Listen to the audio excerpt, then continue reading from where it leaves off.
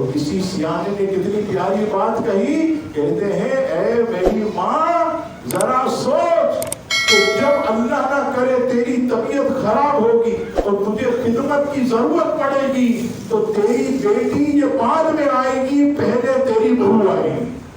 جو بہو جو ہے تیری، جو تیرے گھر کے اندر رہتی ہے، وہ تیری خدمت کرے گی، وہ تیرا سپورٹ کرے گی، وہ تیرے ساتھ تعاون کرے گی۔ تو اپنی بہو کے ساتھ اچھا سلوک کر، تاکہ جب وہ وقت آئے کہ تجھ پر بڑھاپا آ جائے، تیری ہڈیوں میں کمزوری آئے، تو تیری بہو جو ہے یہ بیٹی بن کر تیری خدمت کرے۔ اور بہو کے لیے بھی یہاں عرض ہے کہ وہ بھی جو ہے ذرا سا ڈانٹ دینے پر پھوں پھاں کر کے، ایسے منہ بگاڑ کے، آڑے ترچھے کر کے ادھر ادھر نہ گھومے، بلکہ یہ سمجھے کہ جس طرح میری ماں مجھے ڈانٹتی تھی اسی طرح یہ بھی میری ماں ہے۔ ارے ڈانٹ دیا تو کیا ہو گیا، جس طرح میری ماں جو ہے میرے کام غلط کرنے پر مجھے سمجھاتی تھی، میری ساس نے کہہ دیا تو کیا ہوا، یہ بھی میری ماں ہے۔ اگر سوچ جو ہے ہماری ماں بہنوں کی ایسی ہو جائے تو خدا کی قسم گھر کے اندر امن ہو جائے گا، گھر کے اندر سکون ہو جائے گا۔